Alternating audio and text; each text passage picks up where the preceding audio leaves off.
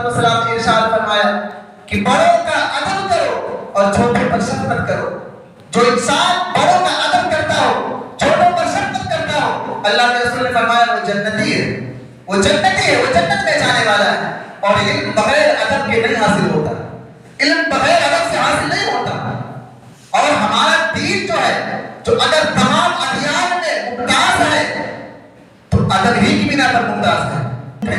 ये माँ बाप का अदब है, ये अपने बड़ों का अदब है, ये मुसलमान दीन का अदब है और ये औलिया अल्लाह का अदब है। आप जरा सोचे, इस अदब ना करने की बिना पर लोग कुफ्र तक पहुंच जा रहे हैं, लोग बेईमान होते जा रहे हैं। क्या औलिया अल्लाह का अदब ना किए कहां गए? जहन्नम के हकदार हुए। अंबिया इकराम का अदब ना किए, जहन्नम के हकदार हुए। अदब ही सब कुछ है। तो मैं आपको समझाना चाहता हूं, अगर आपके अंदर अदब नहीं आया, अगर आपने अदब नहीं सीखा तो यकीनन आप टाइम तो गुजारेंगे मगर जब मदरसे से निकल करके जाएंगे तो आपको रोने के अलावा कुछ हासिल नहीं होगा। इसलिए दुनिया में उस्ताद एक ऐसी शख्सियत का नाम है जो हर वक्त हर लम्हा हर पल अपने शागिर्द को अपने से बड़ा बनाने की चाह रखता है, अपने शागिर्द को हर वो मकाम दिलाना चाहता है जिस पर वो पहुंच करके दीन और दीन सुन्नियत का काम अंजाम दे सके। उस्ताद की ख्वाहिश होती है वो हर वक्त अपने शागिर्द को पढ़ाने के बारे में, उसको आगे बढ़ाने के बारे में सोचता रहता है। यकीनन अदब कितनी बड़ी चीज है और अदब अगर किसी के अंदर आ जाए, कैसा उस्ताद का अदब करना है तो वो क्या बन जाता है, अपने वक्त का क्या से क्या बन जाता है, हो जर्रा। मगर फिर भी अगर उस्ताद का अदब आ गया, पढ़ने में कमजोर है, पढ़ने में उतना लायक नहीं है, दिमाग कुंद ज़हर है, मगर फिर भी अगर मुअत्तल है, मेरा दावा है वो निकलने के बाद में नाकामयाब नहीं होगा बल्कि कामयाब होकर के निकलेगा। जहां तक भी देखा है ऐसे ऐसे उस्ताद को, ऐसे ऐसे शागिर्द को अल्हम्दुलिल्लाह कि अगर वो दरसगाह से निकला करते थे तो अपने उस्ताद की पीठ करके ना निकला करते थे। अगर उस्ताद गुजर गया, अगर वो बैठे तो खड़े हो जाया करते थे। वो तो उस्ताद की असातिज़ा की जूतियां उठाने पर फख्र महसूस किया करते थे। मैं आपको दो नाम बताता हूँ। एक नाम हुज़ूर हफ़ीज़ मिल्लत अलैहि रहमत व रिज़वान जो मुहद्दिस हिंदुस्तान कहे जाते हैं, और एक नाम अल्लामा सरदार अहमद खान जो मुहद्दिस पाकिस्तान है। ये दोनों साथी हैं, हम सबक साथी हैं। इनके उस्ताद कौन हैं? हुज़ूर सल्लल्लाहु अलैहि वसल्लम। ये अजमेर मोहल्ला में आप पढ़ा रहे थे, ये दोनों शागिर्द आपके पास पढ़ा करते थे, मगर इनके अदब का ये आलम था। इतना अदब करते थे, इतना चाह करते थे अपने उस्ताद से, इतनी मोहब्बत करते थे कि जब हुज़ूर सल्लल्लाहु अलैहि वसल्लम पढ़ाने के लिए मदरसे में आया करते थे, आप जब अपनी जूतियां उतार करके अंदर जाया करते थे तो इन दोनों में झगड़ा हुआ करता था। क्या करने के लिए? सिर्फ जूतियां उठाने के लिए। मैं अपने उस्ताद की जूतियां सही करूंगा, मैं अपने उस्ताद की जूतियां सीधी करके रखूंगा। एक बार ऐसा हुआ, हुज़ूर सल्लल्लाहु अलैहि वसल्लम को ये बात मालूम हुई, आपने दोनों को बुलाया, कहा तुम क्यों झगड़ते हो? उन्होंने कहा हुज़ूर हम बस इस बात पर झगड़ा करते हैं कि आज जूतियां उठाने का मौका मुझे मिल जाए। हुज़ूर सल्लल्लाहु अलैहि वसल्लम ने उनकी इस मोहब्बत, इस अकीदत और इस अदब को देखा, आप खुश हो गए। और जब उस्ताद खुश हो जाए फिर क्या होता है? फिर वो इंसान वक्त का मुहद्दिस ही बनता है, वक्त का मुफस्सिर ही बनता है। और सबने देखा हुज़ूर हफ़ीज़ मिल्लत अलैहि रहमत व रिज़वान ने हिंदुस्तान को उस उरूज पर पहुंचा दिया और इतना बड़ा जामिया दे दिया जहां से एक नहीं सैकड़ों लाखों की तादाद में उलमा आज भी निकल रहे और दीन का काम जाते रहे। और दूसरी शख्सियत अल्लामा सरदार अहमद खान। और मैं आपको बताऊं उस्ताद का अदब कितना बड़ा है। अगर कोई उस्ताद का अदब कर ले तो वक्त का फकीह बनता है, वक्त का इमाम बनता है। हम दिन के फॉलोअर हैं, हम दिन के इक़्तिदा करते हैं हज़रत इमाम आज़म हनीफा रज़ियल्लाहु तआला अन्हु, हम उन्हीं के पैरोकार हैं, उन्हीं की इक़्तिदा करते हैं। आप एक बाग में अपने दो शागिर्द के साथ बैठे कुछ लिख रहे थे किताब के ताल्लुक से, और उसी बाग में कुछ बच्चे एक जगह पर खेल रहे थे।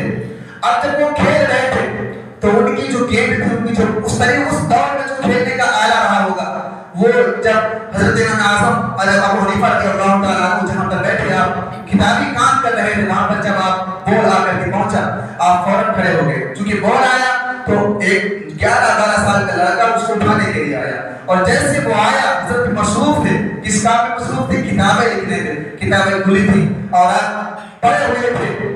मगर जैसे वो लड़का आया हज़रत खड़े हो गए। जब खड़े हुए तो किताबें जो थी वो क्या कहते हैं, जो औरात थी वो बिखर गई, जबर हो गए मेरे हाल। वो जो लड़का था वो बॉल लिया और चला गया। उसके बाद फिर दोबारा चूंकि खेल रहा था, दोबारा गेंद आई اب وہ دوبارہ آئے اٹھانے کے لیے، حضرت پھر کھڑے ہو گئے، یہاں تک کہ تیسری بار آیا حضرت پھر کھڑے ہو گئے، اور جب تک کھڑے ہوتے تھے تو ڈسٹرب ہوتا تھا اور اڑ جاتے تھے، ادھر ادھر کتابیں ہو جایا کرتی تھی۔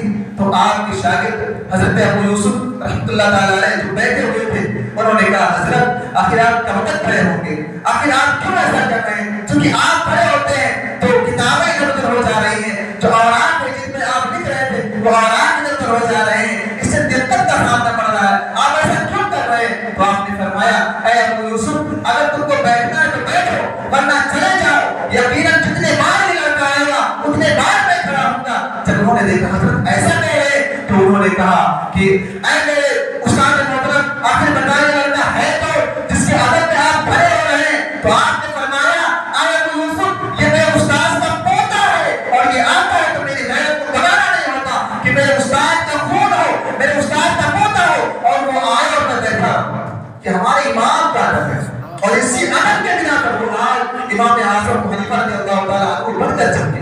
ادب کی داستان آپ کو کیا بتاؤں، سیدنا صدیق اکبر رضی اللہ تعالیٰ عنہ کا ادب دیکھیے، ادب ہی تو تھا، غار ثور میں آپ ہیں، پاؤں میں سانپ ڈس لیا ہے اور سانپ کا جو زہر ہے وہ جسم میں صلاحیت کر چکا ہے، مگر پھر بھی ادب کا یہ عالم ہے، آنکھ سے آنسو ٹپک رہے ہیں۔ یقیناً ہمارا اور آپ کا معمول ہوتا، اگر کسی کو کوئی تکلیف ہوتی ہے، اگر کسی کو درد لگتا ہے، اگر کسی کو سانپ ڈسے تو وہاں پر ادب کا نہیں خیال کیا جاتا ہے، بلکہ کہتے ہیں حضرت جلدی کیجیے مجھے سانپ ڈس لیا ہے۔ مگر سیدنا صدیق اکبر رضی اللہ تعالیٰ عنہ ہے، پاؤں میں سانپ ڈس چکا ہے، زہر جسم میں صلاحیت کر چکا ہے، مگر پھر بھی آنکھوں سے آنسو ٹپک رہے ہیں۔ حضور نے پوچھا صدیق کیا ہوا؟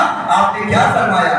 فدا کا ابی و امی یا رسول اللہ۔ پہلے آپ نے کہا ادب کا لحاظ کیا، یا رسول اللہ میرے ماں باپ آپ پر قربان ہو، مجھے سانپ نے ڈس لیا ہے، تو فوراً کہہ دینا چاہیے تھا، مگر نہیں، ادب کا دامن، ادب کا دامن۔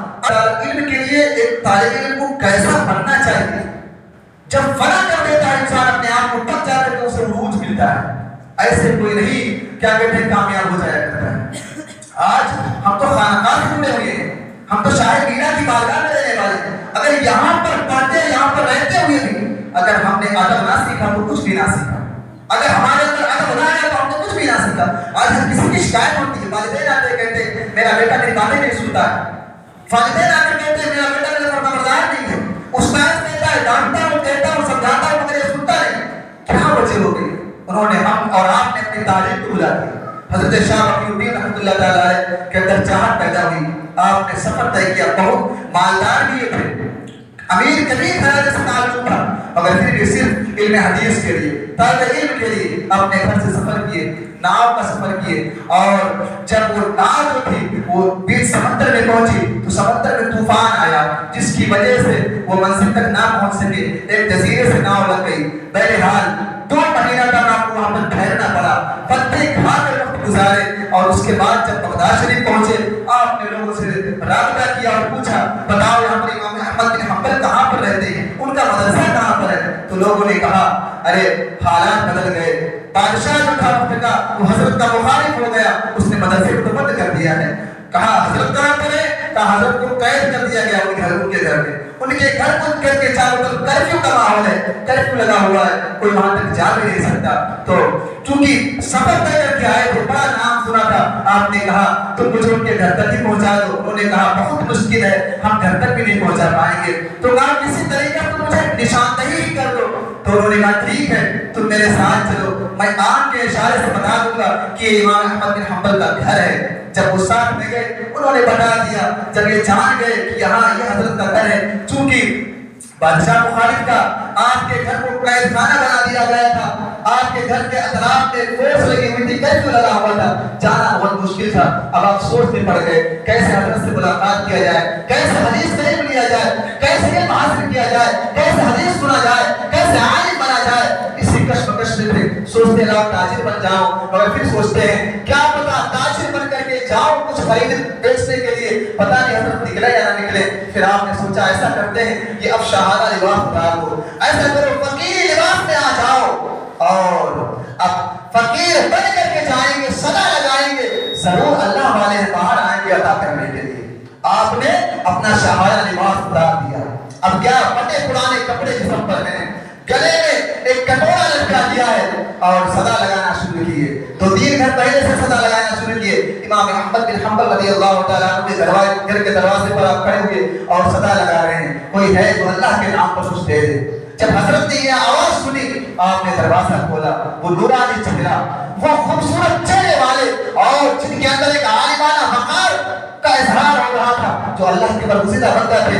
جب آپ نے دروازہ کھولا اور حضرت شاہ بقی الدین نے آپ کو دیکھا تو حضرت چونکہ صدا تو سن کر آئے تھے کہ یہ مانگنے والا آیا ہے, تو آپ ایک اشرفی اپنے ہاتھ سے دیے اور ان کو جب دینے لگے تو انہوں نے کیا کیا, بڑھ کر آپ کے ہاتھ کو پکڑ لیا اور ہاتھ کو چوما اور کہنے لگے, اے استاد محترم, اے امام صاحب, میں یقیناً بھکاری نہیں ہوں, میں مانگنے نہیں آیا ہوں, مجھے اشرفیہ نہیں چاہیے, مجھے دینار نہیں چاہیے, میں تو حضور کی حدیث سننے کے لیے آیا ہوں. میں نے سنا آپ کا مدرسہ بند کر دیا گیا ہے, میں نے سنا آپ کو قید میں رکھا گیا ہے, مگر میری خواہش تھی کہ میں حضور کی حدیث کو سیکھوں, میں علم کو حاصل کروں. لہٰذا اے امام, میں روز آپ کی بارگاہ میں آیا کروں گا ایسے بھکاری کے اندر, بس آپ مجھے ایک حدیث سنا دیا کرنا, میں دوسرے دن آؤں گا اسے یاد کر کے آپ کو سنا دیا کروں گا.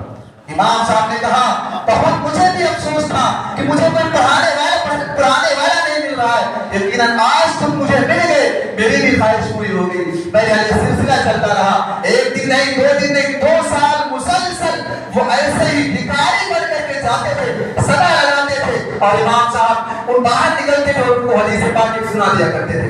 اتنی مشکل سے وہ 11 حدیث پاک حاصل کیے, علم حاصل کیے. اب جب وقت بدلا, بادشاہ بدلا, تو اب جب بادشاہ جو آیا وہ امام صاحب کا فالوور تھا, ان کا عقیدتمند تھا. اس نے کیا کیا, حضرت کے قید کو ختم کر دیا, حضرت کو آزاد کر دیا, حضرت کا مدرسہ دوبارہ بنا دیا گیا. اب دوبارہ مدرسہ تعمیر ہو گیا, طلبہ آنے لگے, لوگوں کا ہجوم لگنے لگا, لوگ پڑھنے والے آنے لگے.